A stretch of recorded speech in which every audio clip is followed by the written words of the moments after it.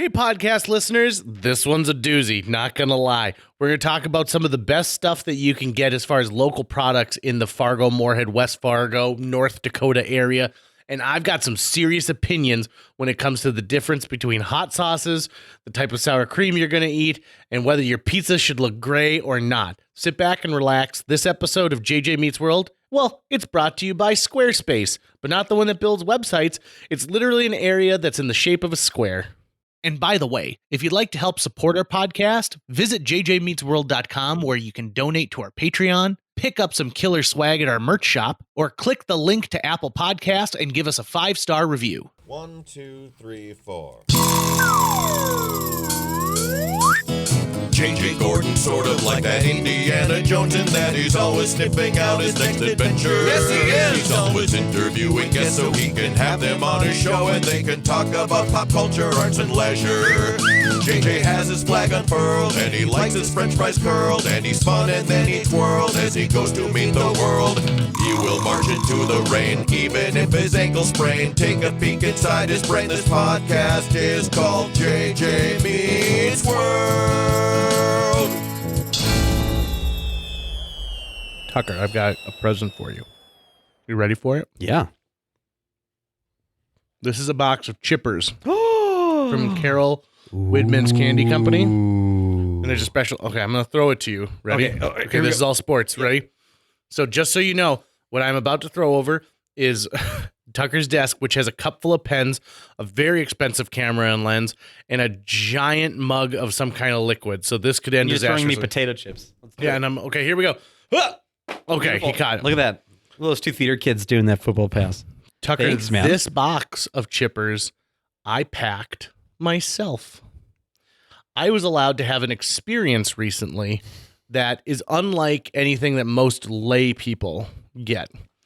I got to go behind the scenes at Carol Widman's Candy Company and pack these chippers. Oh, interesting. And I chose a bunch of different types of chippers in there. Yeah, because I'm looking at what looks like chocolate, white chocolate, and caramel. Yeah, I believe it's Or peanut butter. Peanut butter? Peanut butter.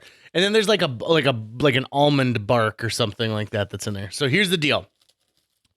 For 4 years now, I've been asking my day job to launch a series called JJ's Jobs, in which I could go out and not really work, but kind of get a behind the scenes look at a job. And then I could turn it into a video series. It's like that guy who does all Dirty the Jobs. Dirty Jobs. Right. Mike Rowe, who turned out to not be a great human being. Oh, really? Yeah, he's not a good dude, apparently. Oh, shoot. I mean, politically, he and I see differently. Okay. Anyway, so Carol Widman is a frequent listener of my radio show. And so when this package went out, she goes, I would love to do this. I love JJ. Please have him come here. So I go and I meet with Carol Widman, who has a very interesting story because I think it was her grandfather or her great-grandfather started Widman's Chocolates in 1885. He became a candy maker. He worked for the Pearson Candy Company. I had no idea that this really truly was a family business. Yeah, it's a real family business. A local family business. And there are other, there's a Widman's in Crookston, and that's her brother who started up a shop up there. And so it's all part of the same family, the Widman family. And she and her husband know, so she is celebrating her 50th wedding anniversary. So I'm assuming Carol's probably in her early 70s, right around there. And so she brought me in to do a JJ's Jobs where I'd be hired at Carol Widman Candy Company and I'd get to do this. One of the things I got to do was they brought me into the inner sanctum and I had to swear to secrecy. I wouldn't divulge how these are made, but I got to see the process to make chippers. So what was it?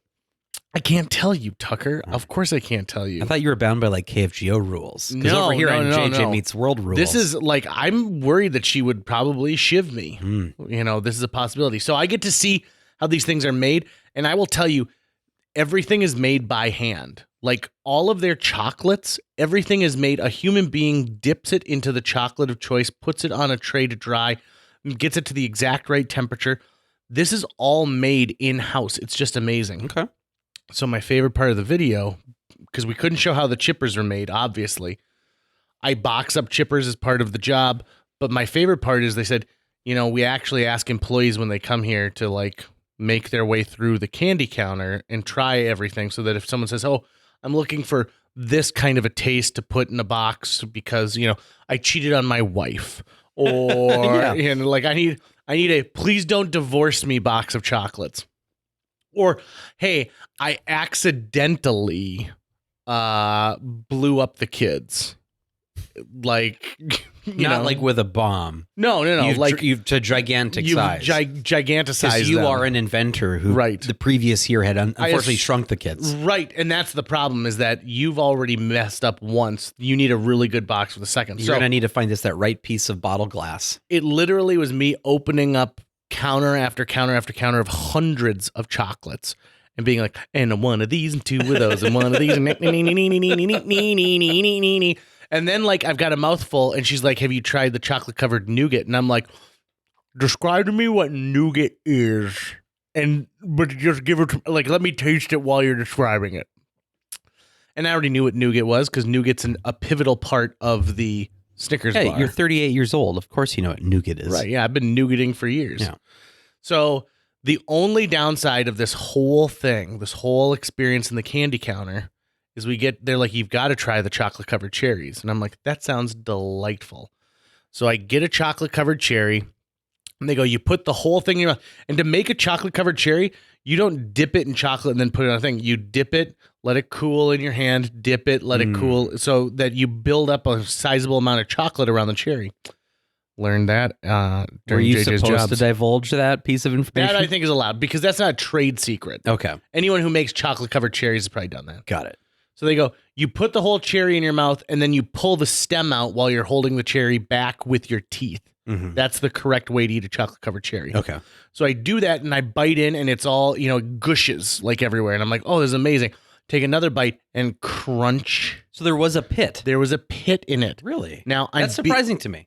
Me too. And I don't know if maybe this one just didn't get pitted or what the deal is because they've got little things to push, the pit out of cherries nowadays. So I now have a Sophie's Choice because I'm filming right now.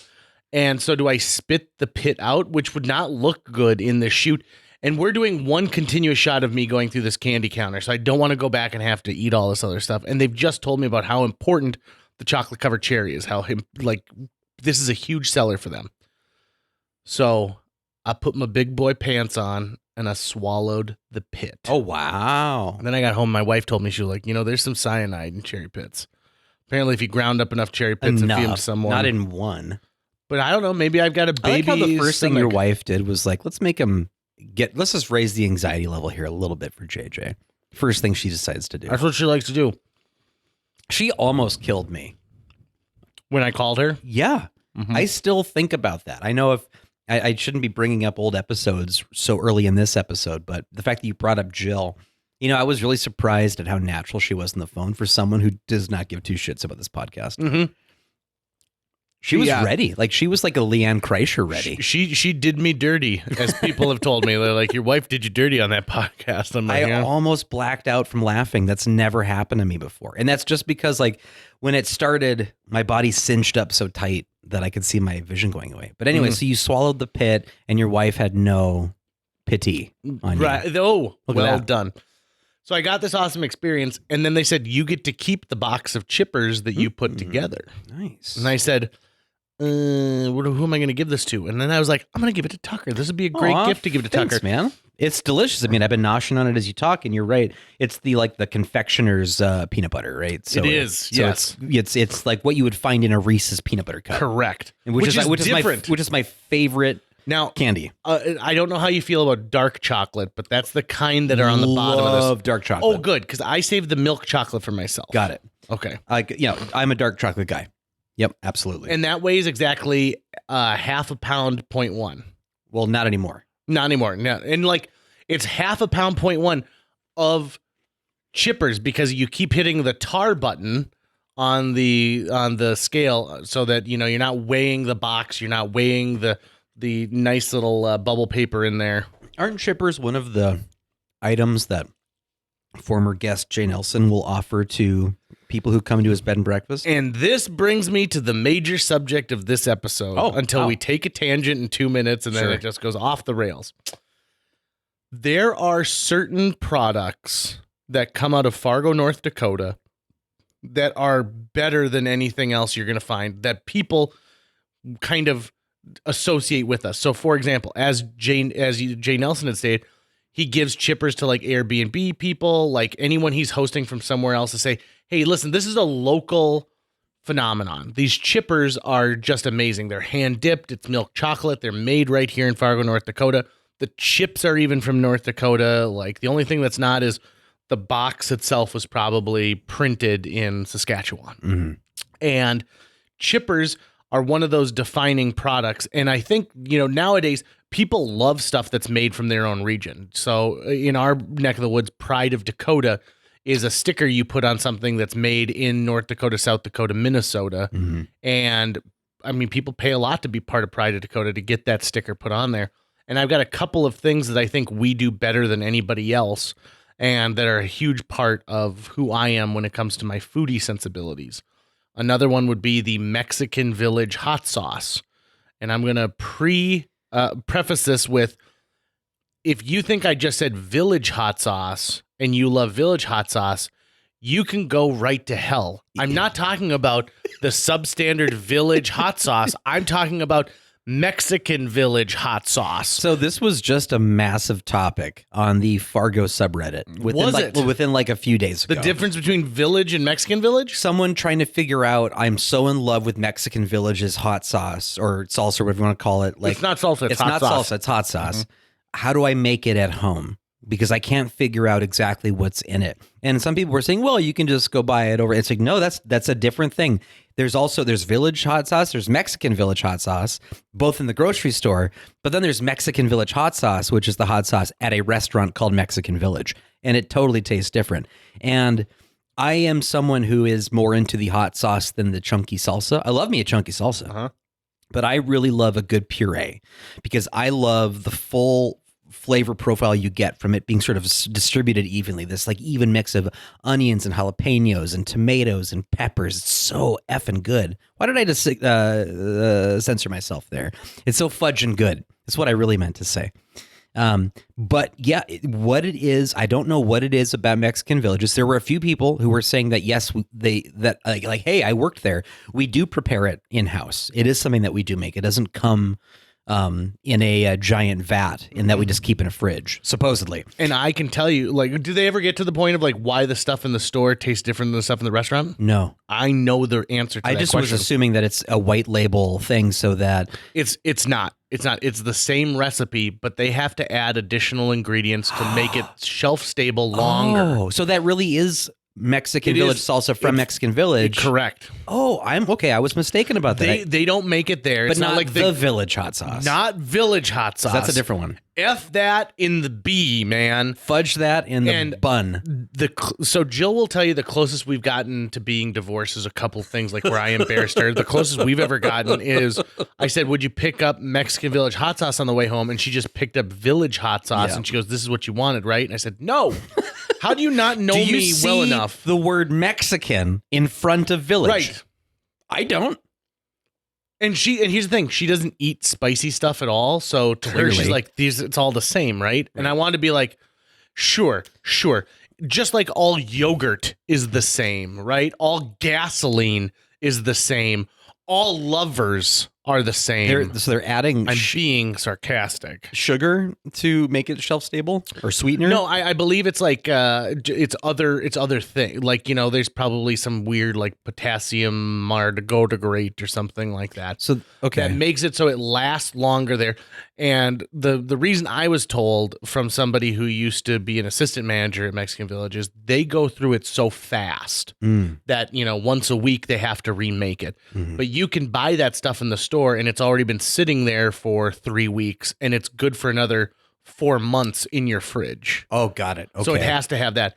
And so while I would love access to get buy-in because I have never let salsa last longer than half of a day in my fridge. Really? Oh yeah. Once I have salsa and chips, you love it. I mean, I already have issues with impulse control, like a ton. But when it comes to that, it's just out the window. It doesn't matter what's going on. I'm going to eat. I could be vomiting from the flu, and I'm like, oh, chips and salsa. Let's do it. Yeah. One of my guilty pleasures is I love Mexican Village hot sauce, yellow corn tortilla chips, and strawberry ice cream. I don't eat them together, but like I'll eat like a couple chips with hot sauce, then I'll have a spoonful of strawberry yogurt. You know, my favorite, know. my favorite dish at Mexican Village are their chicken strips. Yeah, because their ranch dressing is legit. The ranch dressing is legit, and when you order chicken strips, you get, you know, like how restaurants will often put just some kind of garnish on the plate. They don't really expect anyone's going to eat it, probably, even though it's usually edible. It's usually just like, and there it's going to be like chopped iceberg lettuce and some chopped tomatoes, right? I love dipping those chicken strips in ranch and then getting that on it, getting that basically cabbage and tomato on it and eating it that way. Dude, it's so good. And when I was dating the photographer, she would give me endless shit about like, what are you doing eating that? I'm like, it's food. It's literally lettuce and tomato. And I'm putting it on the chicken strip. It's tasty. Yeah, I always eat like utter garbage. I'm actually getting vegetables in me right now. Right, this is green. Maybe vegetables with zero nutritional value whatsoever, but still there. Like, why am I getting shit on for this? It's delicious. And it's something about their chicken strips, their ranch, even though their chicken strips, I'm sure they're probably just some frozen shit they're buying wholesale from some other thing. But it's good. It's good. Truth be told, I don't actually taste any chicken strips similar to their chicken strips. So Yeah. I don't know what. Maybe it's because they put it in the same deep fat fryer that they make fried ice cream in, and so it's got a little residual ice cream taste to it. I mean, it's definitely coming off a conveyor belt from some other place and coming there, I'd say, for sure. But yeah, and I don't know what it They're is. not hand breading in the back. No, they need all that time for salsa prep. Yep. So to me, Mexican Village hot sauce. You know what I always think about when I think about Mexican Village? What? Okay, you know they've got the water fountain, right? Yeah. And there's pennies because you can throw and make a wish.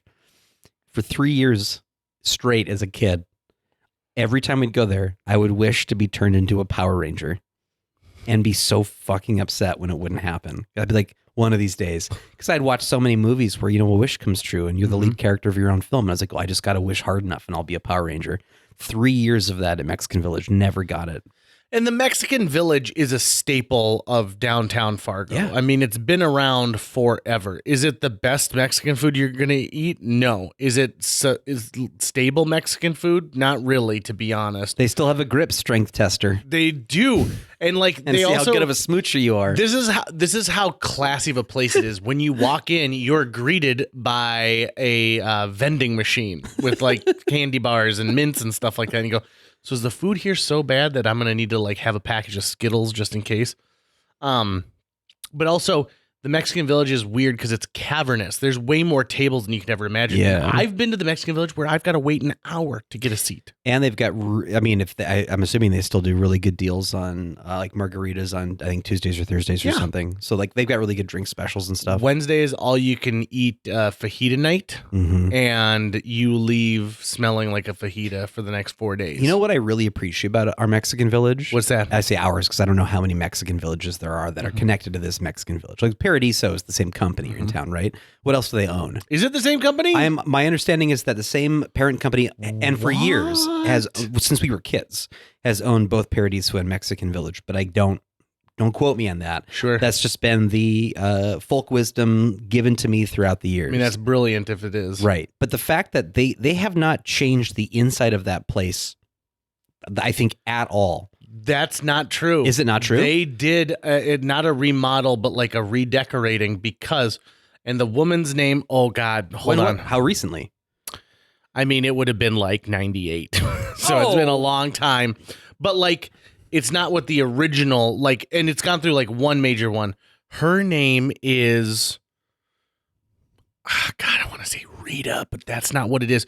She's actually a supporter of Theater B because the last time I saw her was at Be on Fire, your summer event last year. And she came up to me, and I know her because she also happened to be my mom's interior designer. So there are similarities in color with what happened with the Mexican Village when we redid our house in 1994. She did the interior desigin of Mexican Village in the late 90s is what you're saying. Yeah. Like, maybe let me put it this way. It still looks like a 90s restaurant, and I appreciate that.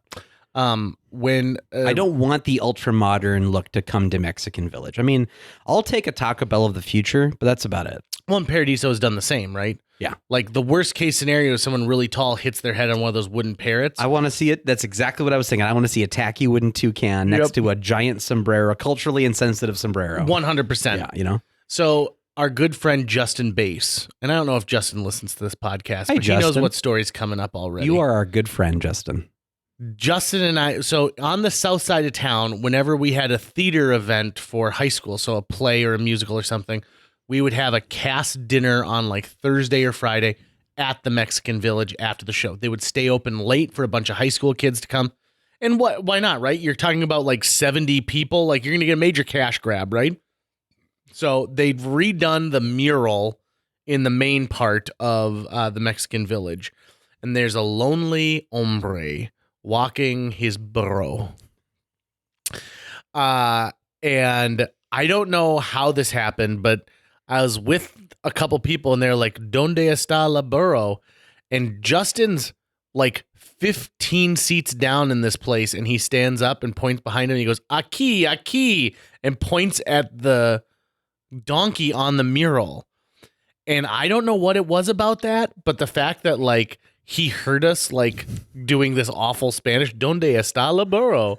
And the fact that he needed to respond, "Aquí, aquí," kills me. And so I will, on my once a year when I go eat at the Mexican Village, I'll take a snap like of that and I'll send it his way so that he knows that it's still aquí, aquí. I'm trying to remember last time I was at the MV. It's been a while, I bet. I think it's been a while now. It's been a hot minute. I think it was before that lady stabbed people in the parking lot. That buck naked lady. Yeah. It was so she actually technically stabbed someone on the sidewalk. Okay. And then barricaded herself in the car in the parking lot. Got it. Also, Mexican Village, weirdest parking lot in Fargo Moorhead. Huge lot in the back, but then you see everyone on their smoke breaks and like the grease vat. And then they've got these little tiny, like hard to park in sideways things on the way up. So the Mexican Village and then they tried the Mexican Village West on 45th Street, and that is just not happening. It doesn't feel like the Mexican Village. Okay, because I was going to say, I think it's a happening place. It's successful. No, it's not. Are you sure? I've been in there a dozen times, and I've never seen more than 2 tables. Yeah, but what time of day are you going? I'm going at lunchtime. I'm going at happy hour. I'm telling you. Yeah, but who goes to a restaurant at lunchtime or happy hour? I know. I should be going there like at 2:30. Yeah, when it's hopping on a Wednesday. So what was I going to end on Mexican? Mexican Village is something that like my mom and her sisters really loved. Right? They would go and get a pollo fundido. So you're saying their salsa is something that's made locally that's better than anything. Their hot else. sauce. Their hot amazing. sauce. Their hot out of sauce. this world. Well, in fact, so much so that I used to have my mom mail me tubs of Mexican Village hot sauce. Oh, hold on. I'm good. Tucker's microphone just fell out. He's got to take off his sweatshirt because he's too hot. That's too sweaty in It's here. too moist in here, and so he knocked it out like the Hulk. Yeah, I'm pretty strong. So here's a pro tip too, by the way. The Mexican Village does a taco bar. So if you want to have like tacos at home and you're feeding like 5 or 6 people, you can order this taco bar. Give them like 24 hours in advance. It's a great idea. It's the cost is incredibly low for the amount of food that you get, and you get like a giant tub of shredded cheese and a giant tub of jalapenos and all this stuff. But the best thing of all is they give you like a gallon of Mexican Village hot sauce from the restaurant. That's okay. So do they just sell just that? I would like to go just buy the gallon of You probably could buy hot that. sauce. I bet you could. I bet if you called them up, and Carol was the manager of that place for something like 35 years. And if Carol's still there, I bet you could be like, "Carol, can I buy a gallon of this?" And she's like, "Yep, $20." Right. I mean, and it's worth it. That's a fair deal, I think. Yeah. 20 gallons of They're awesome like, hot but sauce. you got to eat it within the next week and a half. And you're like, "No problem." Not a problem. I have drank the little ramekins of it that they put at the table. I've drank the whole thing. That I don't do. I need the chip delivery mechanism for me to like it. It was a dare at one of those theater parties. They're like, "No way you could handle that." And I'm like, "Oh yeah." And then my voice got real deep for like about a minute. My mom always has to ask for it extra hot. Yeah, people do that all the time. Yeah. She just, like her taste buds, she just can't taste it unless it's extra Now, hot. my aunt does a thing that I have yet to try, but she swears by, where she goes, "I ask for a side of ranch and I pour ranch into the hot sauce." And you get this like, Mexi Ranch is the title of it, but I feel like that's I'm judging that feels because- racial when I'm saying Mexi Ranch. Okay. the next item on our tour of food that Fargo Moorhead does better than anyone else is unfortunately no longer available. So it can't even be on the list. It's got to be on the list because the legend is too important. And I have found I've been on a radio station that 60,000 plus people every single day tune into.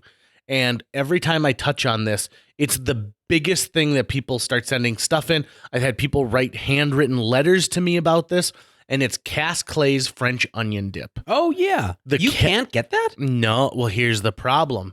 It's in stores right now. You can go buy Cass Clay French onion dip, but that shit ain't the same as it was before Kemp's bought Cass Clay. What did they change? So I got a letter from a guy who said, I used to work at Cass Clay, and I probably shouldn't be telling you this, but this is what, happens.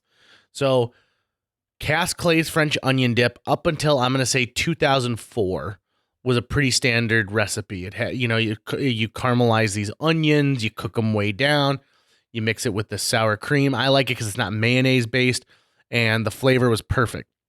Now when you open it, it's got these green flecks in there that are supposed to represent chives. Okay. And if you contact Cass Clay, which is owned by Kemp, so really it just sends it to the Kemp's corporate office, and say, you changed the recipe, and they're like, no, this is the same great taste everyone's loved for all these years, and be like, you are a liar. A liar.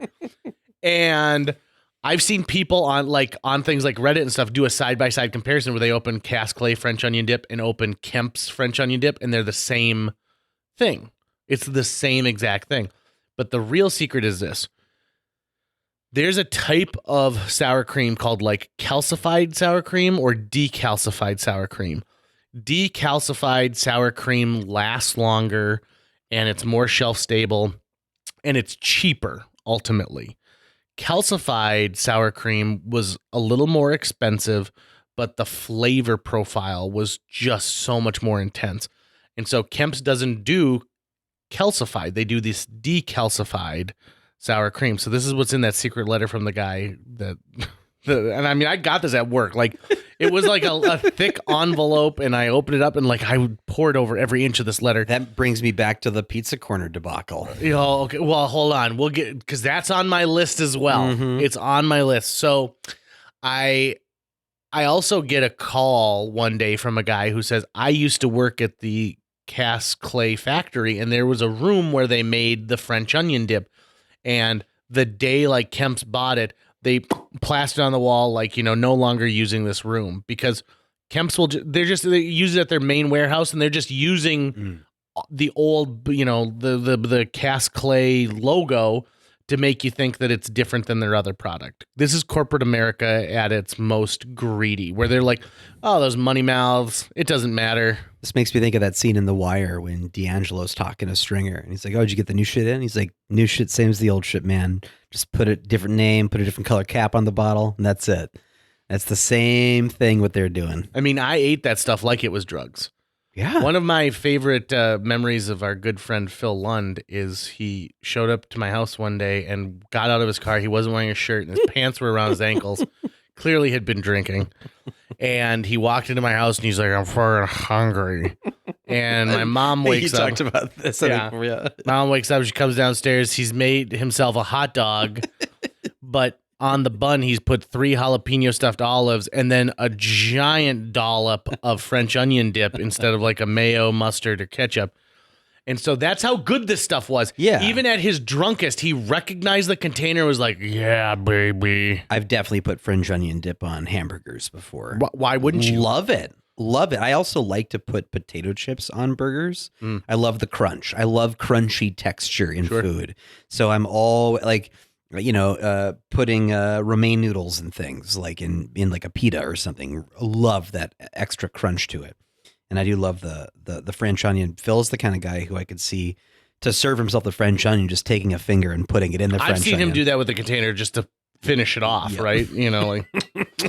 I have a coworker too who tells me every time he tries a new French onion dip to tell me how close it is.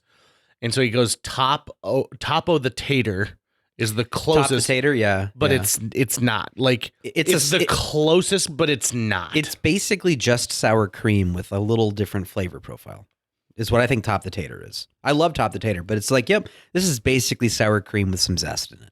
You know what I like is on the back of Top the Tater, they give you all these ideas of things that you could put it on the top of, not just taters.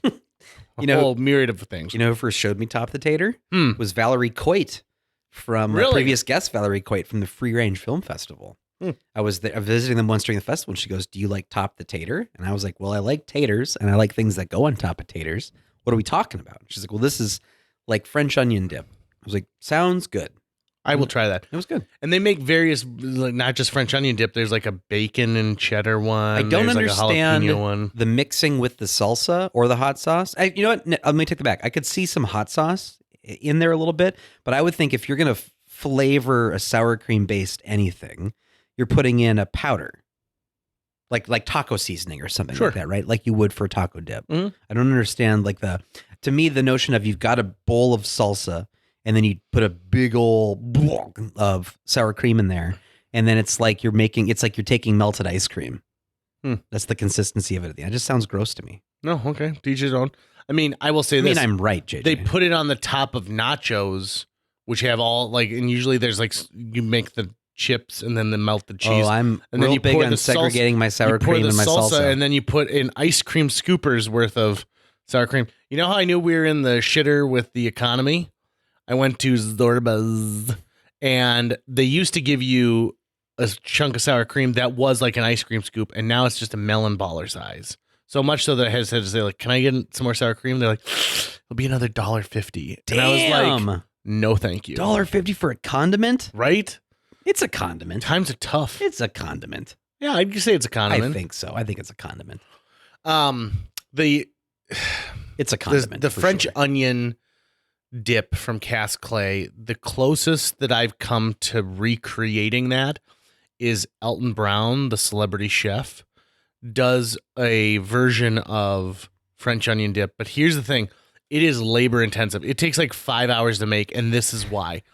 You take a no joke, like a stew kettle full of onions, and you have to let them cook down until like they're only like it's an inch at the bottom. So it's ultra concentrated like flavor, and then you mix that in, and then you get the right taste. But I just don't have the time to do that. What was it?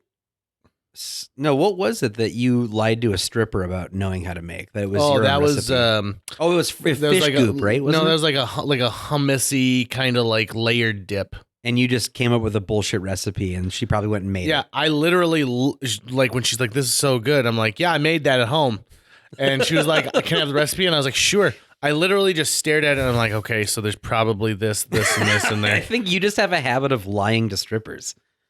I mean, it's fun. Truth be told, they're lying to me too. 100%. It's just a BS to BS relationship. I remember us in Vegas, and you're like, "Yeah, I'm John. I work in construction." Yeah, And I'm thinking like, "Pfft, yeah, But I'm good at it. Don't I get a lot of attention? I'm really good at it. My fake name that I give all the time is Dennis Butterslide.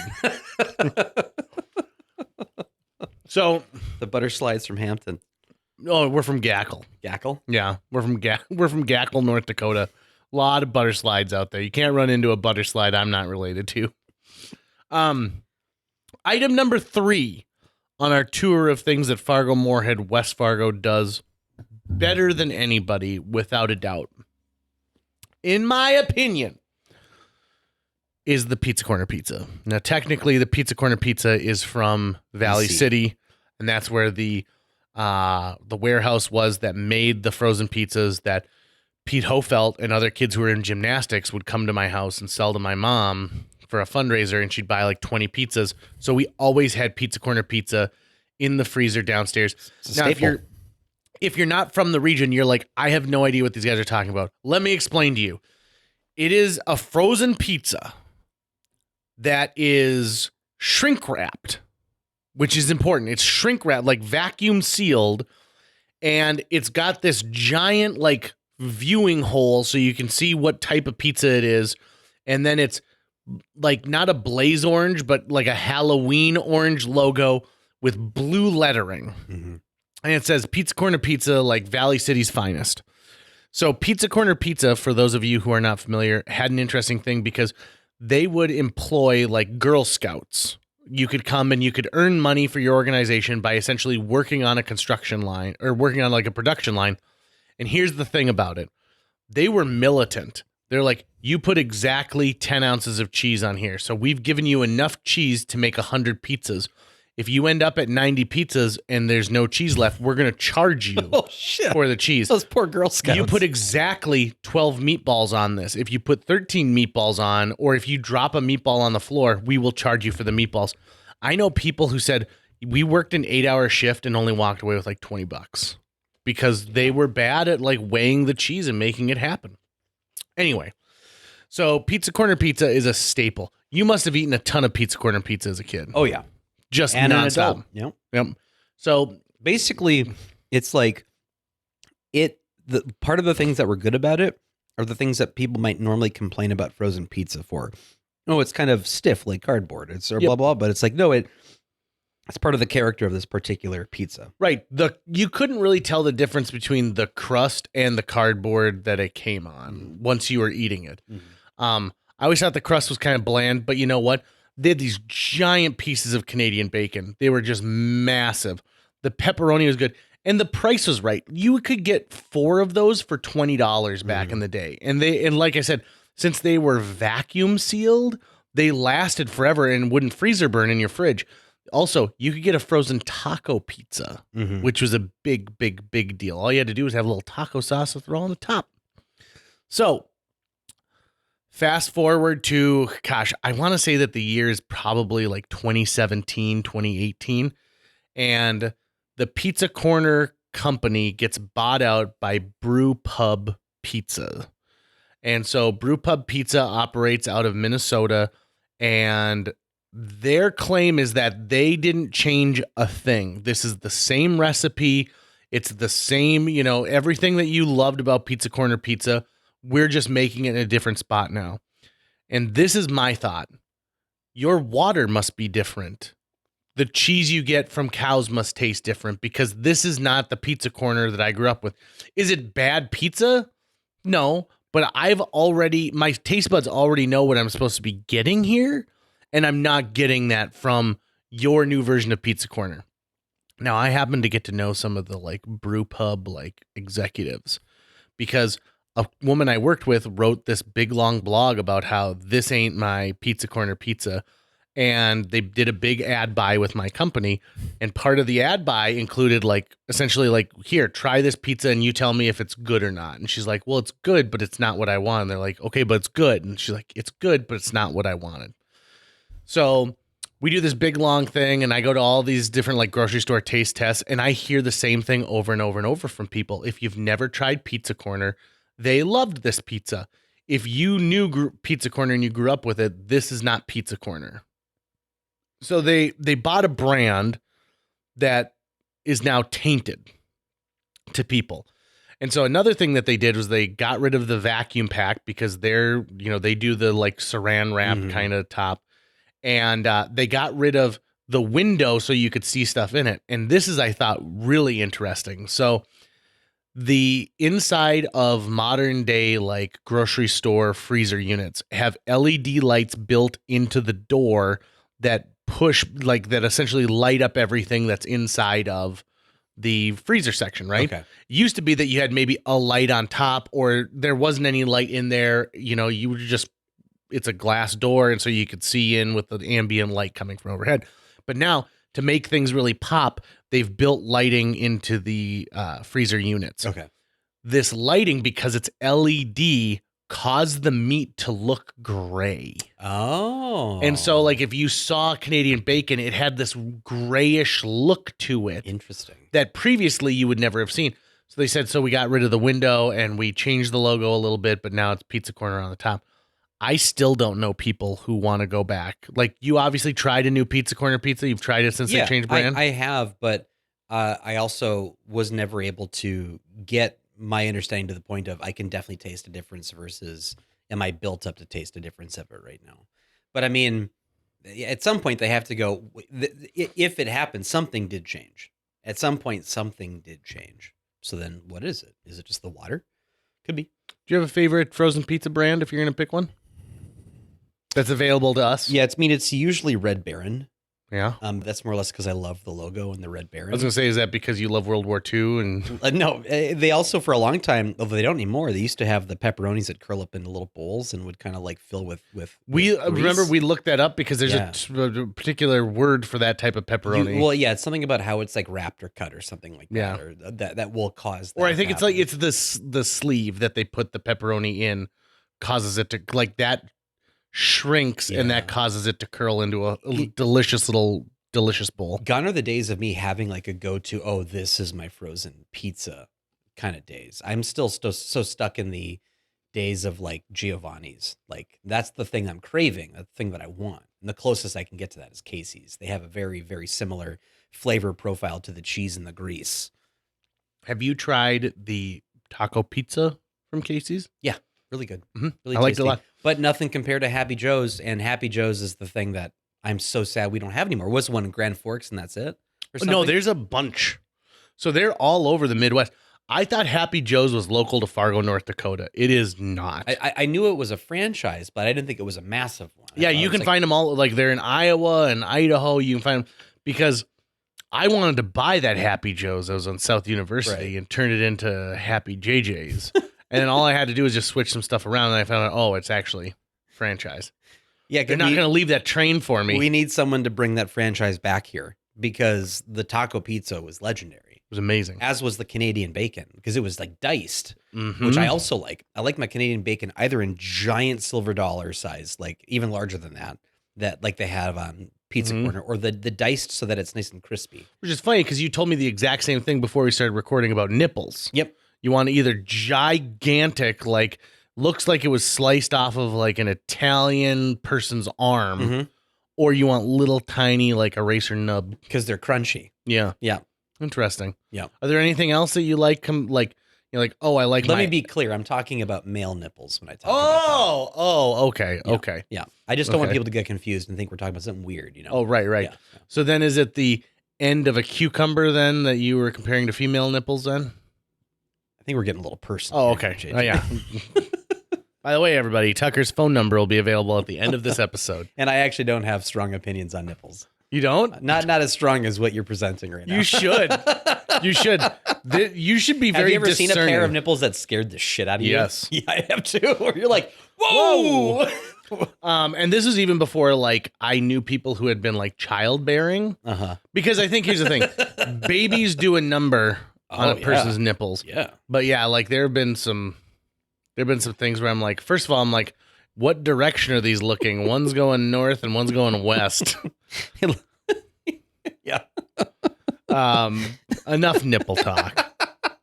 I'll save this for the nipple related episode.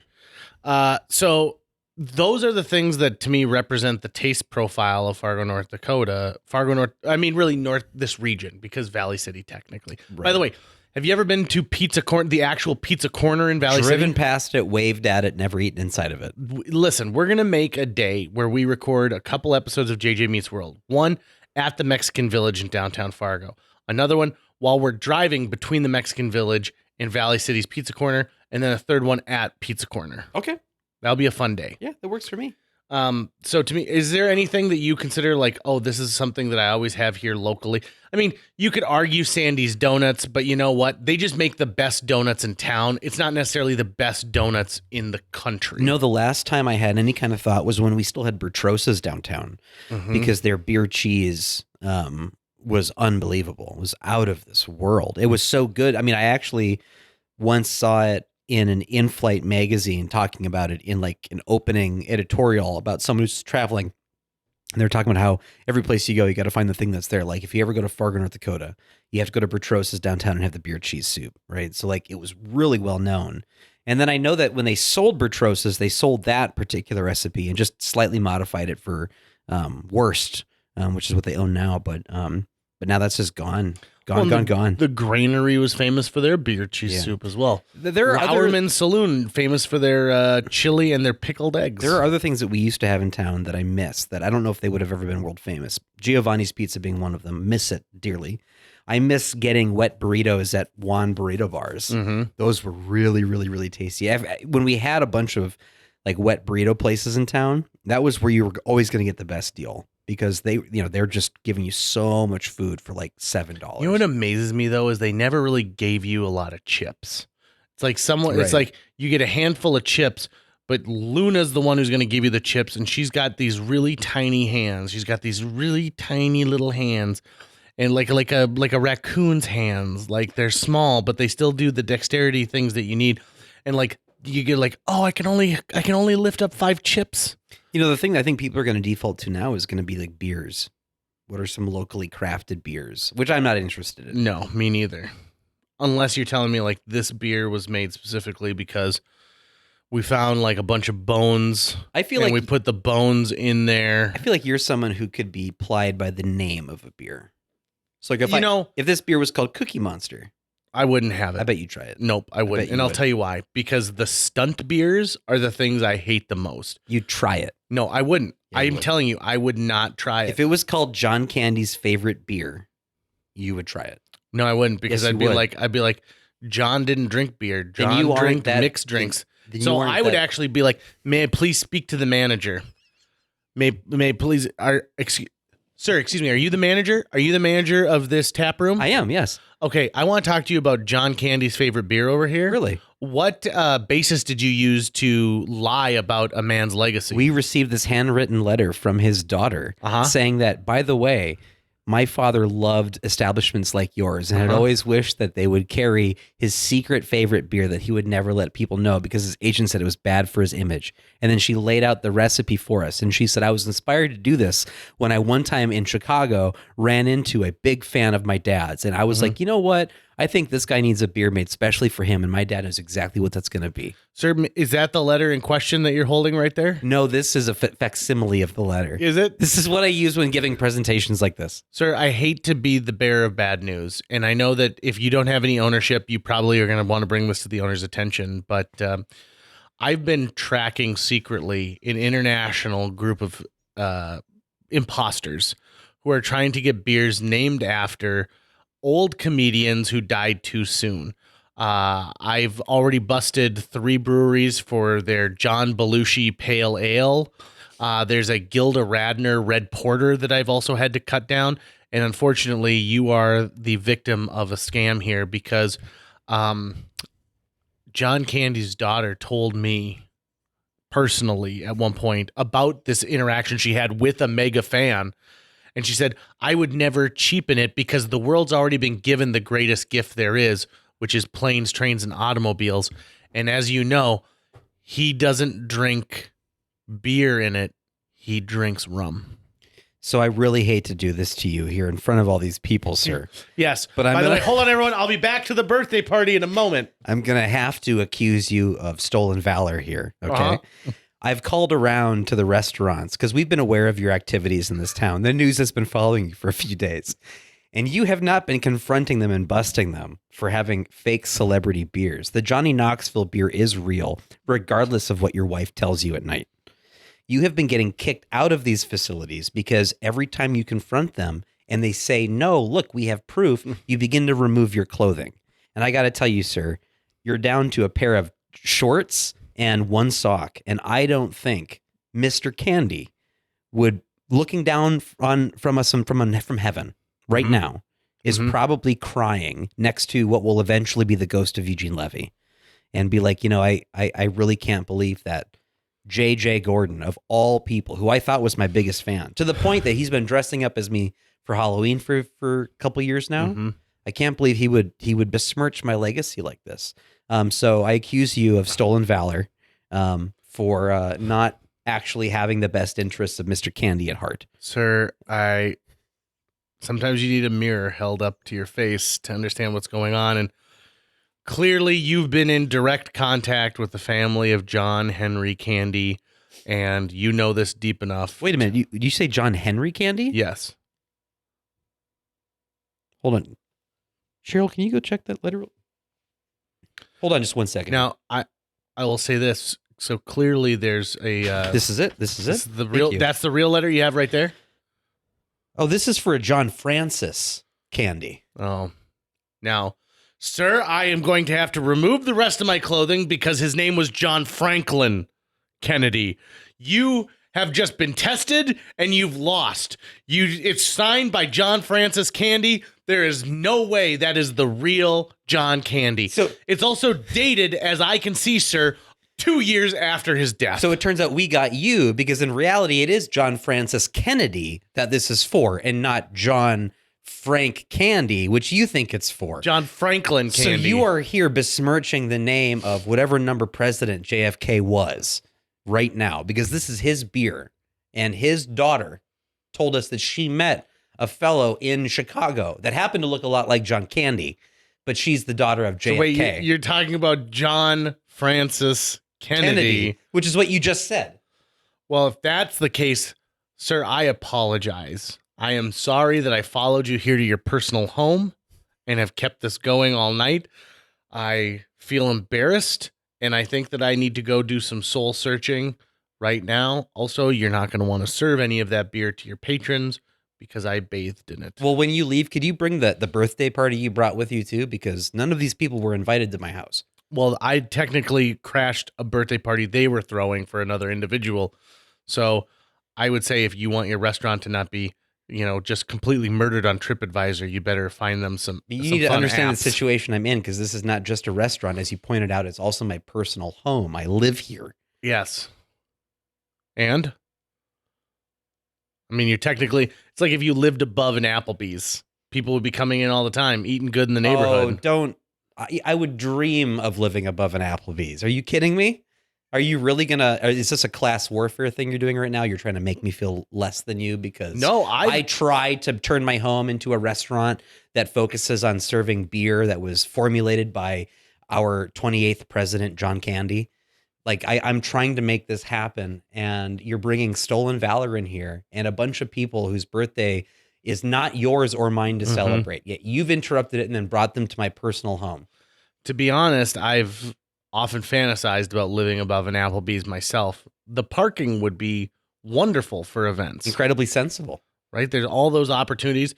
There's a patio downstairs, an endless supply of mozzarella sticks. And the worst part of it is just down the road, there is an Applebee's that has a room above it available, but rent is $1,000 per month. I can only afford $500. So there's just no way I'd be able to find a roommate in time to move into a place like that. Well, sir, I am looking for a roommate right now. For where? To live above an Applebee's, but as well as I cannot afford the cost to live above it. Would you like to move in with me and we could both live above an Applebee's and you could leave the brewery behind? Let me just get my pants. That's going to wrap it up for today's show. If you enjoyed this episode and would like to help us continue to produce new episodes each week, visit jjmeetsworld.com, where you can donate to our Patreon, pick up some swag at the merch shop, or follow our link to Apple Podcasts and leave us a 5-star review. You can also follow us on social media. We're on Facebook, Instagram, Twitter, YouTube, all the sites the cool kids are using these days. JJ Meets World is produced every week by Tucker Lucas. You can find out more about Tucker's work by visiting moonbasemaria.com. If you want to get in touch with your host with the most, check out linebenders.com, where you can find direct contact info for JJ or booking information. 701-793-18, and then you got to guess the rest. We're so not putting that out. Yes. Okay, fine. We'll put it out. Yeah, keep that part in too.